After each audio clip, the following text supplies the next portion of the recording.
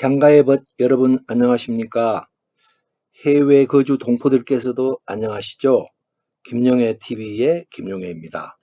오늘은 개천절 대특집으로 일본의 국가 기미가요를 준비해 보았습니다. 기미가요는 일본의 국가 이름입니다. 우리의 애국가에 해당할 것입니다. 시작에 앞서 오늘의 충격적 강의 내용이 널리 전파될 수 있도록 힘을 모아주시기를 부탁드리겠습니다. 아직 구독 신청 안 하신 분께서는 구독과 좋아요 눌러주시고 단톡방 등에 널리 공유해 주시기를 부탁드리겠습니다. 약 1000년 전 일본에는 일본인들이 이해할 수 없는 작품들이 여기저기 이 책 저 책에 다수 기록되어 있었습니다. 그런데 일본인들은 그것을 풀지 못했습니다.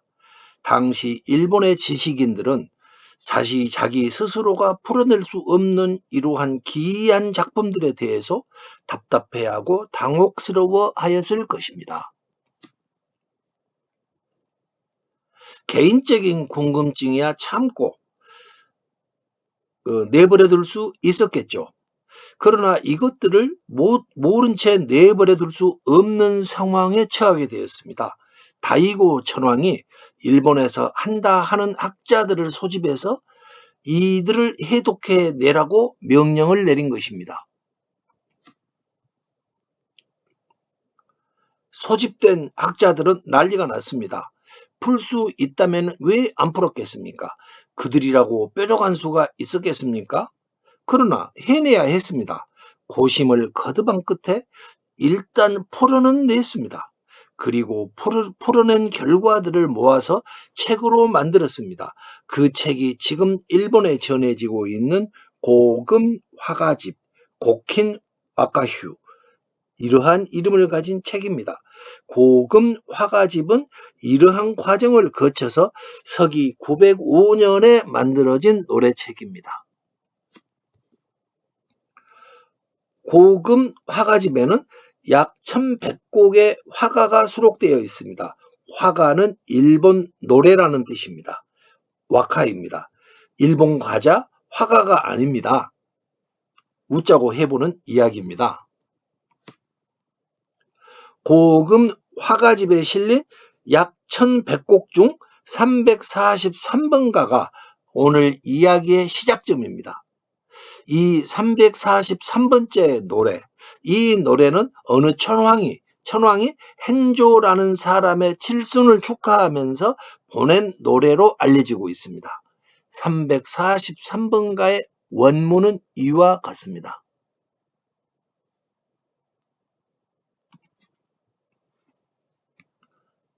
(343번가는) 정격 한문으로는 풀어낼 수가 없었습니다.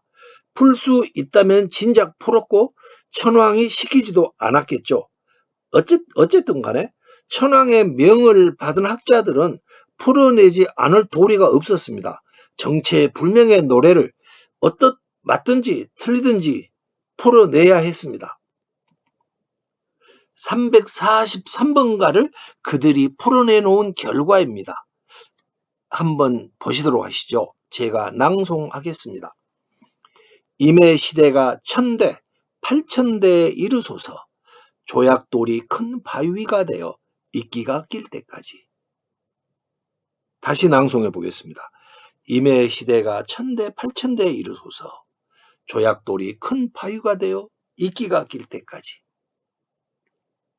향가의 벗 여러분, 이들이 풀어낸 내용이 맞을 것이라고 생각이 드십니까? 미리 말씀드리겠습니다. 이 작품은 원래 작품은 향가였습니다. 향가를 이렇게 푼 것입니다.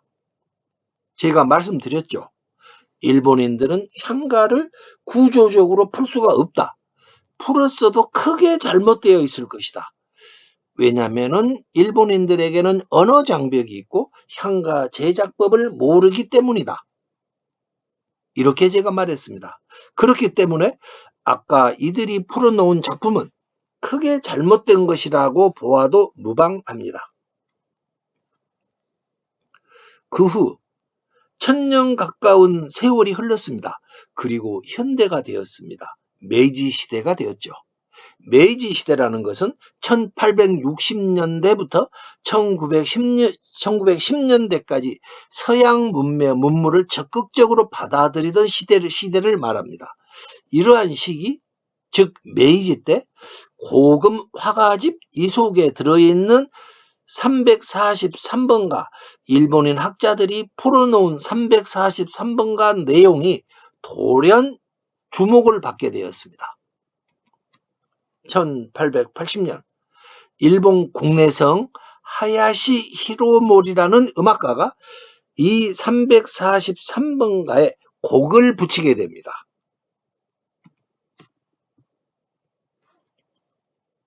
그 무렵 독일의 해군이 프란스 에케르트라는 음악가를 일본 해군에 파견하였습니다. 에케르트는 일본 해군으로부터 국가를 한번 작곡해 주세요, 이런 부탁을 받게 됩니다. 그래서 그는 앞에서 말한 하야시 히로모리의 노래를 받아서 손보아서 기미가요를 완성시켰습니다. 이때 완성된 곡이 일본 국가로 사용되게 됩니다. 에케르트는 이 노래뿐 아니라 대한제국의 국가까지 만들기도 합니다. 이런 식으로 우리와 인연이 있어서겠죠. 그는 뜻밖에도 지금 서울 마포구 합정동 양화진에 있는 외국인 묘지에 묻혀 있습니다.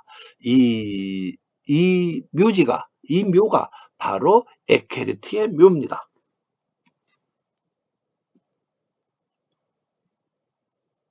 가사가 일본인이 번역해 놓은 가사가 약간 손보아지게 됩니다. 최종 정리된 기미가요 가사를 보겠습니다. 제가 낭송하겠습니다. 천황의 시대가 천대 팔천대 이르소서, 조약돌이 큰 바위가 되어 이끼가 낄 때까지. 조금 바뀐 것 같지 않습니까? 앞에는 임의 시대가 이렇게 말을 했는데 여기에서는 천황의 시대가 이렇게 가사가 조금 바뀌게 됩니다. 기미가요는 천황의 시대가 영원하기를 바라는 그러한 내용을 가진 노래입니다. 일제강점기 조선 총독부는 이 기미가요, 이 노래를 우리나라의 집회나 음악회, 학교 조회 시간에도 부르게 합니다. 자기들만 부르게 하면 모르겠는데 우리 민족에게도 부르게 합니다. 그래서 이 노래는 우리 국민들에게 일본의 군국주의를 상징하는 노래다, 이렇게 인식되게 됩니다. 사진은 조선 총독부 건물이 1995년 8월 15일 폭파되는 사진입니다.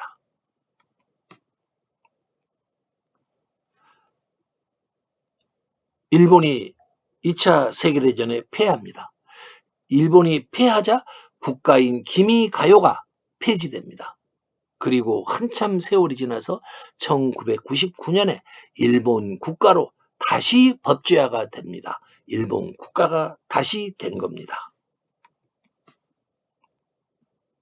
기미가요를 다시 국가로 만들자 이에 대해서 일본 내 반대하는 목소리가 상당히 크다고 합니다. 그래서 일반 방송에서도 잘 사용하지를 않고 있답니다. 민영 니폰 방송 라디오하고 공영방송 NHK에서만 사용되고 있다고 합니다. 어느 날이었습니다. 불현듯 기미가요가 향가일 것 같다, 이런 예감이 저에게 들었습니다. 나무나라 국가까지 하냐? 오지랖도 넓다, 이런 스스로의 생각도 들기도 하였지만 어찌하든 이를 확인해보고 넘어가기로 했습니다. 그러려면은 한자로 된 원문을 구해야 했습니다. 이 원문을 보고 일본인 학자들이 자기들 나름으로 해독을 했지 않겠습니까? 비록 잘못했다 하더라도. 그러니 그 일본인들이 해독하기 전에 원문을 구해내야 했습니다. 그래서 기미가요 원문을 제가 부탁했습니다. 동경대 박사 출신으로 전 위덕대학교 교수님으로 계시던 분께서 구해 주셨습니다. 이 자리를 통해서 교수님께 감사 말씀 전해 올립니다. 이것이 32글자 원문입니다. 이들 한자에 향가 제작법을 적용해 보아야 합니다. 왜 그러냐? 향가 제작법은 향가 여부를 판가름하는 결정적 법칙이기 때문입니다.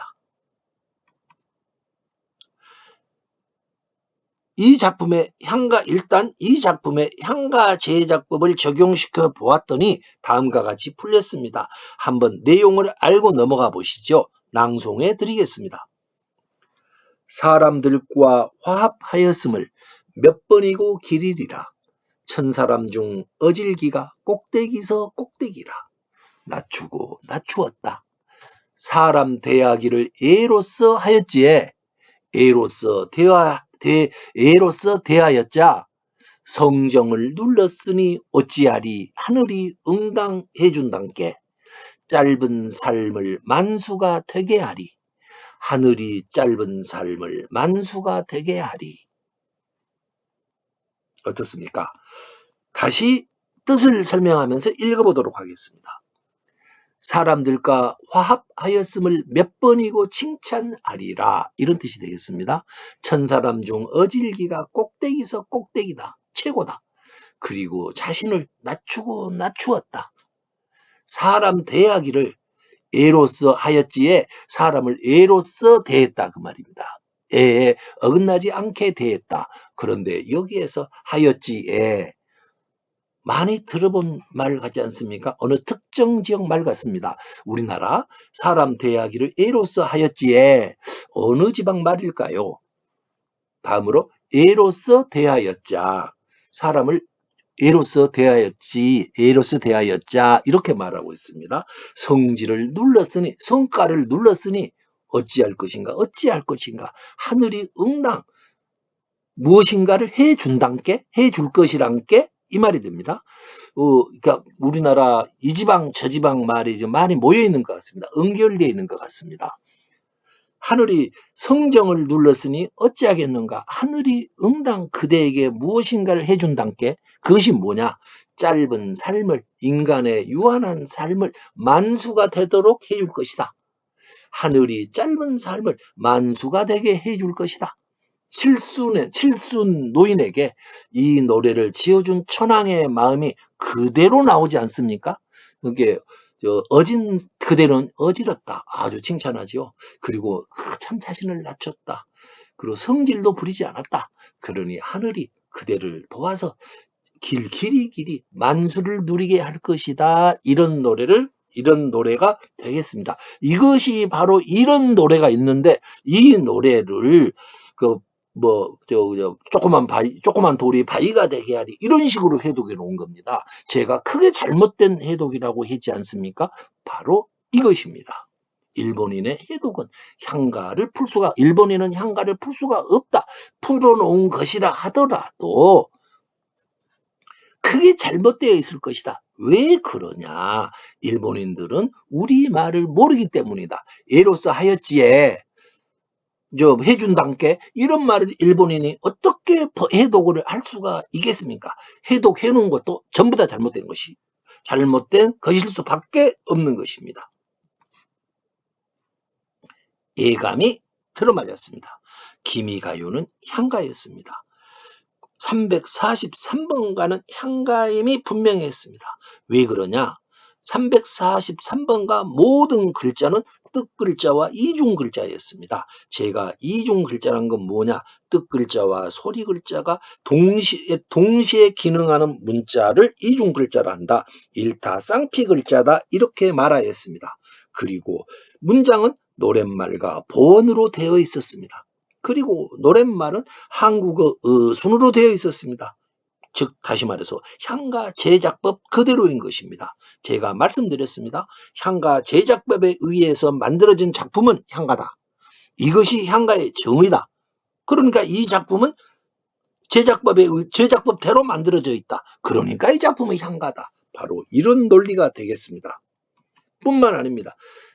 추가적으로 강조할 게 뜻발의 법칙이라는 걸 제가 말했습니다. 뜻발의 법칙이란 무엇이냐? 향가의 한자가 여러 개 있을 때 앞부분은 뜻으로 읽고 뒷부분은 발음으로 읽는다. 이 법칙입니다. 이 법칙으로 모든 향가를 다 읽을 수가 있다. 그것도 그런데 여기서 우리가 굉장히 중요하게 생각해야 할 것이 뜻, 발의 법칙에서 발입니다. 왜 그러냐? 앞에 뜻은 한자의 뜻은 중국이나 우리나라나 일본이나 똑같습니다. 그러나 뒤에 한자의 발음은 중국과 한국과 일본이 전부 다릅니다. 이렇게 향가를 이렇게 말할 수 있겠습니다. 향가는 한자로 쓰여 있다. 그러면은 그 한자로 쓰여 있는 걸 가지고 중국이냐 한국이냐 일본이냐를 판가름할 수가 없습니다. 그런데 그 다음에 뭐가 나오냐? 향가는 우리말 어순으로 한자가 배열되어 있다. 그러면은 여기에서 중국은 배제가 됩니다. 즉 우리말 어순으로 되어 있는 건 한국인과 일본인이지 중국인이 아니기 때문입니다. 여기서 우리는 말할 수 있습니다. 향가는 중국 것이 아니다. 그럼 누구 거냐? 향가는 한국 아니면은 일본 것이다. 여기에서 또 한 가지가 더 진전됩니다. 그것이 뭐냐?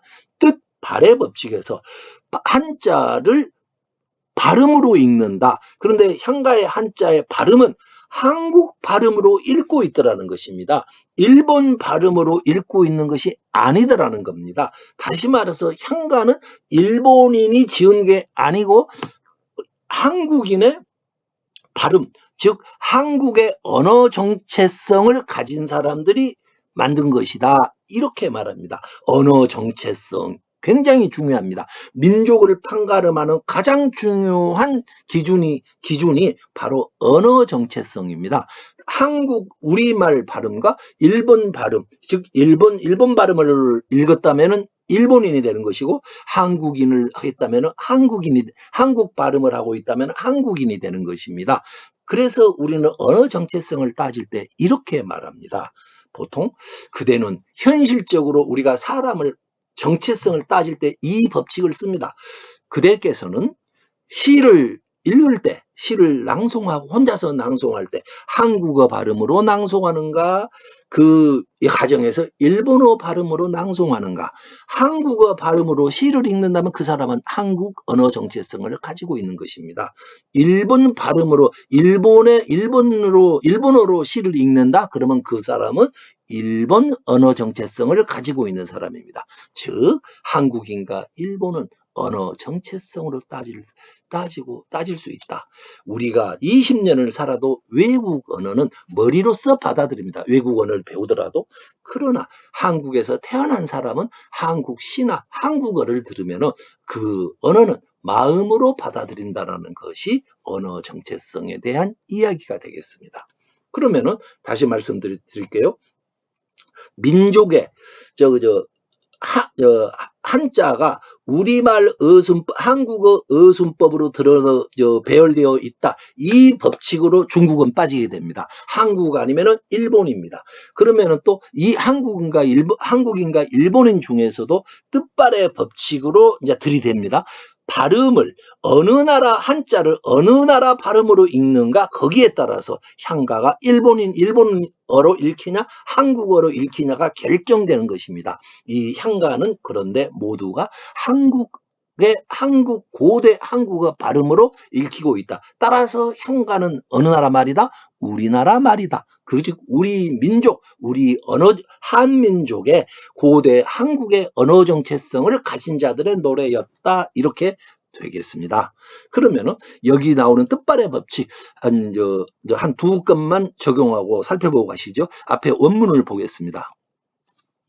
여기서 세 번째 줄 에이지네 이걸 보겠습니다. 에이지네. 그러니까 이 향가를 읽을 때 에이지네 이렇게 읽지 않아요. 이걸 어떻게 읽냐? 에로서 하였지에 사실은 이렇게 읽는데 왜 이것이 에로서 하였지에 사람을 대하기를 에로서 하였지에 이렇게 읽는지를 뜻발의 법칙으로 살펴보자는 것입니다. 자 보겠습니다. 앞에 이는 에자는 에입니다. 뜻이 애절 발음할 때 에죠. 이는 써가 뜻입니다. 그러니까 이 두 개를 읽을 때는 뜻발의 법칙에 따라서 앞 두 글자는 뜻으로 읽는다. 그렇기 때문에 애로서 이렇게 되는 겁니다. 지애입니다. 지애는 우리 발음이 지자이고 노젓는 소리 애 해서 애 아니겠습니까? 지애. 그러니까 이것은 발음으로 읽기 때문에 지애 이렇게 읽어야 합니다. 그런데 앞에 하얏 요 말이 생략되어 있습니다. 이걸 그대로 자연스럽게 읽으면은 애로서 하였지에, 사람을 대할 때 애로서 대하였지에, 이렇게 읽는다는 법칙입니다. 뜻발의 법칙 그대로 되지요. 완전히 사골 곰국 끓이듯이 푹 고운 우리나라 맛 한반도어가 되겠습니다. 애로서 하였지에, 뭐 이런 뜻이 되겠죠. 다음 내리를 살펴보겠습니다. 또 앞으로 가보겠습니다. 내리, 밑에서부터 하나, 둘, 셋, 네 번째 이 두 글자를 보겠습니다. 내리. 내리는, 자, 어찌 냅니다. 앞에가 뜻이지요. 어찌, 요게 뜻입니다. 그러니 이 내자는 어찌로 읽어야 합니다. 다음에 리는 요게 발음이 리입니다. 이익할 때 리죠. 그래서 어찌리 좀 말이 이상하지 않습니까? 그게 생략되어 있는 거죠. 어찌하리. 요렇게 요 말이 하가 생략되어 있습니다. 그렇기 때문에 이것은 어찌하리 이렇게 읽어야 합니다.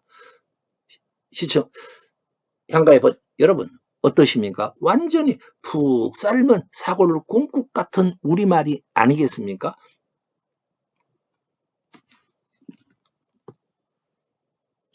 다음으로 343번가는 금방 우리가 보셨다시피 고대 한반도어로 된 노래입니다.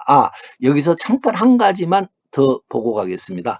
여기 에이지에를 우리가 향가를 어떻게 읽어야 하느냐, 한자의 발음으로 읽어야 하느냐. 그러면 한자의 발음으로 읽는다면 에이지에 이렇게 읽어야겠죠. 그런데 이렇게 안 읽는다는 것입니다. 그러면 향가는 어떻게 읽느냐, 에로서 대하여 지에 이렇게 읽어야 한다는 겁니다.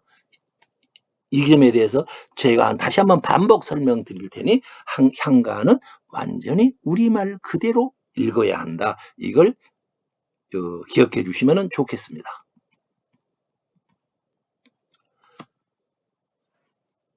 그래서 343번가는 금방 우리가 보다시피 한국 고대 한반도어를 한자로 표기한 노래이고 표기해 놓은 것이고 그 한자를 우리말로 읽는 노래인 것입니다.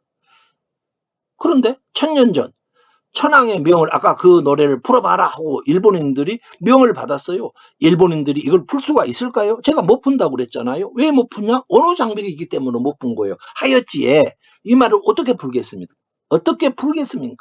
그런데 하여튼 그들은 아까 8,000년 가자 이렇게 풀었습니다.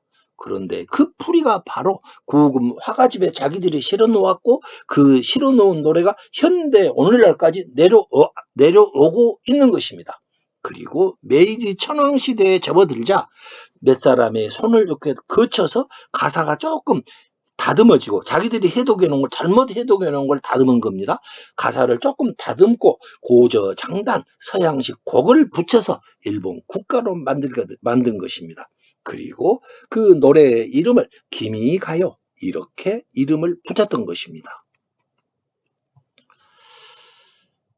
비유법 하나를 들어보겠습니다. 향가에 관련해 아무래도 나는 이 비유법이 제일인 것 같다 해서 여러분께 한번 설명드리겠습니다.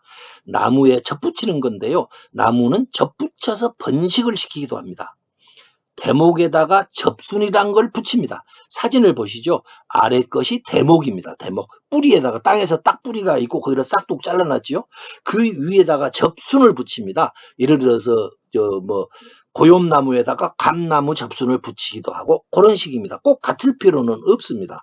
접순을 붙이는데요.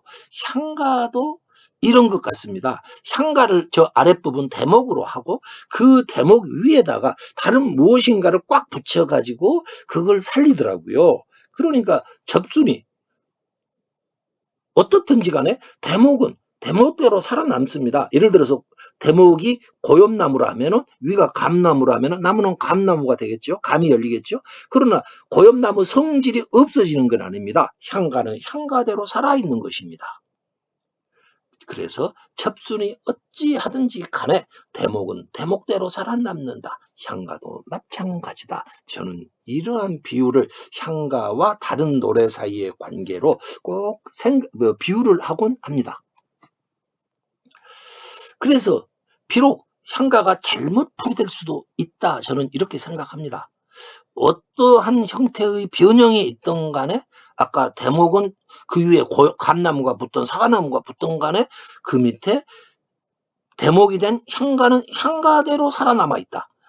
우리 김치가 외국으로 가서 다소 변형된다고 하더라도 젓갈 대신 치즈나 소고기를 넣는다 하더라도 맛이 비록 없고 이상하다 하겠지만은 그래도 김치는 김치가 아니겠습니까?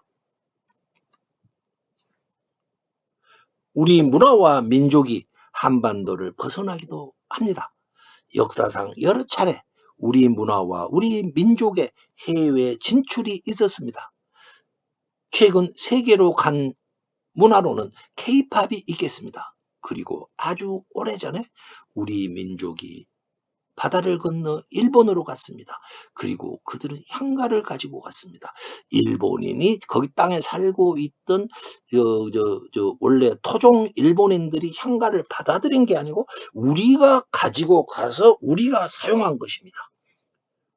어찌하든 모두 우리입니다. 달라졌다고 해서 다른 것이나 남이 아닌 것입니다.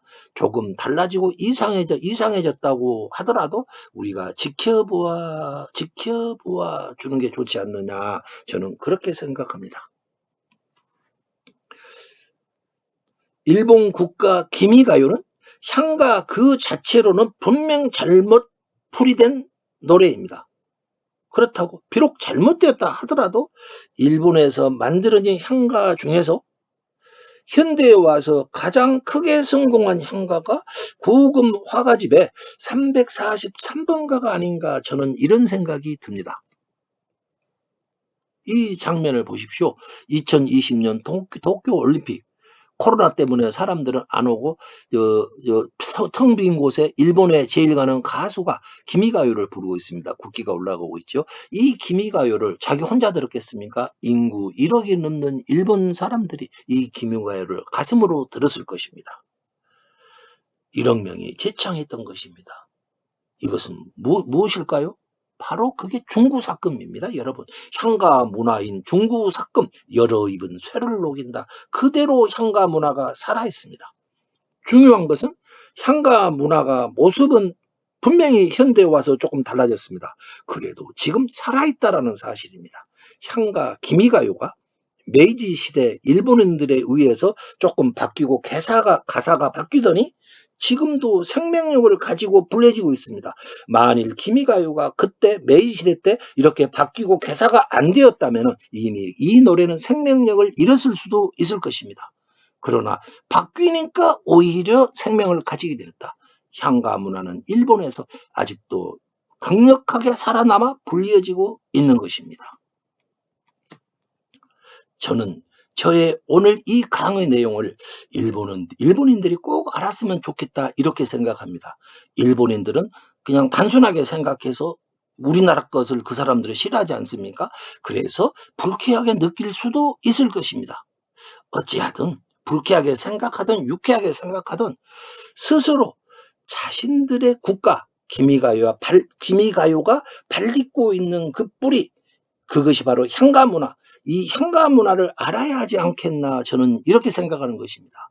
국가 기미가요가 동북아 주류 문화였던 향가였고 그 위대한 문화 향가였고 그들이 잊어버린 정답고 그리운 우리말로 되어 있다라는 사실을 저는 일본인들이 꼭 마음을 열고 알아주었으면 좋겠습니다. 본 향가TV는 김영애TV는 여러분도 잘 아시다시피 작고 영향력도 약한 TV입니다. 널리 전파될 수 있도록 그리하여 향가 문화의 정착에 도움이 될 수 있도록 아직 구독 신청 안 하신 분들께서는 구독과 좋아요 눌러주시기를 부탁드리겠습니다. 그리고 더욱 알찬 방송을 만들 수 있도록 후원 부탁드리겠습니다. 감사합니다.